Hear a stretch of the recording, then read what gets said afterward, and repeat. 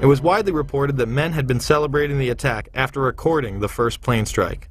They were not Al-Qaeda, but they were detained. I grabbed my binoculars and I could see the towers from my window. And this is where I'm looking. And all of a sudden, down there, I see this van park.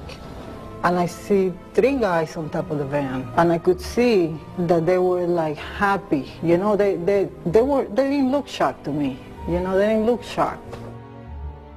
There was a group of Israelis, some of whom later were revealed as Mossad assets, who were arrested after cheering and high-fiving and videotaping the crash of the airplanes into the World Trade Towers.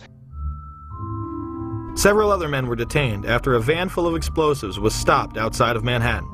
Earlier we had heard that an FBI spokesperson said that there was a report on the George Washington Bridge, which is another facility which you folks are responsible for policing, a report that there had been a van stopped there that had explosives. Asked this week about another sprawling investigation and the detention of 60 Israelis since September 11th, the Bush administration treated the questions like hot potatoes. I would just refer you to the Department of Justice with it. I'm not familiar with the report. I'm aware that some Israeli citizens have been detained. With respect to why they are being detained and the other aspects of your question, whether it's because they are in intelligence services or what they were doing, I will defer to the Department of Justice and the FBI to answer that.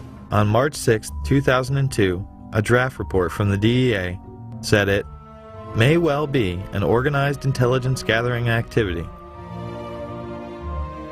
Despite all of this, all the Israelis were let go without any espionage charges being filed. Fox News anchors Brit Hume and Carl Cameron would do a 4-part investigation into these allegations in December of 2001 and yield stunning results. It has been more than 16 years since a civilian working for the Navy was charged with passing secrets to Israel. Jonathan Pollard pled guilty to conspiracy to commit espionage and is serving a life sentence. At first, Israeli leaders claimed Pollard was part of a rogue operation, but later took responsibility for his work. Now, Fox News has learned some U.S. investigators believe that there are Israelis again very much engaged in spying in and on the U.S. Since September 11th, more than 60 Israelis have been arrested or detained, either under the new Patriot anti-terrorism law or for immigration violations. A handful of active Israeli military were among those detained, according to investigators, who say some of the detainees also failed polygraph questions when asked about alleged surveillance activities against and in the United States. Investigators suspect that the Israelis may have gathered intelligence about the attacks in advance and not shared it. A highly placed investigator said there are, quote, tie-ins, but when asked for details, he flatly refused to describe them, saying, quote, evidence linking these Israelis to 911 is classified. I cannot tell you about evidence that has been gathered. It's classified information. Now, when the FBI investigated, it quickly unraveled to be the largest foreign spy ring ever uncovered inside the United States, the largest. Even the Soviet Union had not been spying on the United States as much as Israel has been doing. So the FBI started to round up these spies. They started to arrest them very quietly, and they were about halfway through this process of rounding up this spy ring when 9/11 happened. Numerous classified documents obtained by Fox News indicate that even prior to September 11th, as many as 140 other Israelis had been detained or arrested in a secretive and sprawling investigation into suspected espionage by Israelis in the United States. Investigators from numerous government agencies are part of a working group that's been compiling evidence since the mid-90s. These documents detail hundreds of incidents in cities and towns across the country that investigators say, quote, may well be an organized intelligence gathering activity. The first part of the investigation focuses on Israelis who say they are art students from the University of Jerusalem and Bezalel Academy.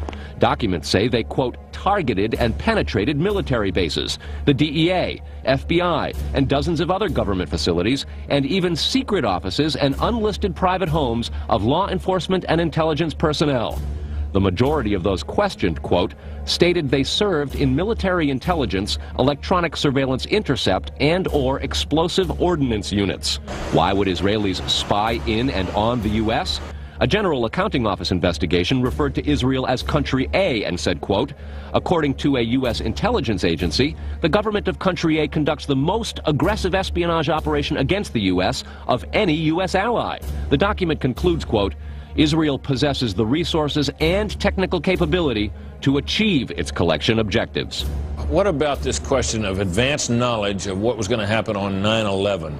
How clear are investigators that some Israeli agents may have known something? Well, it's very explosive information, obviously, and there's a great deal of evidence that they say they have collected, none of it necessarily conclusive.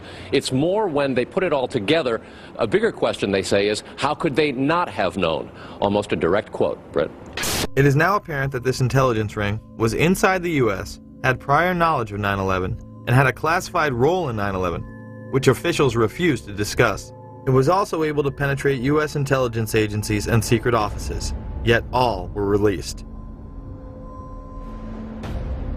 The men who were detained due to the report they were taping the first plane crash and then celebrating and joking about it actually went on television and admitted it was their job to record the attack.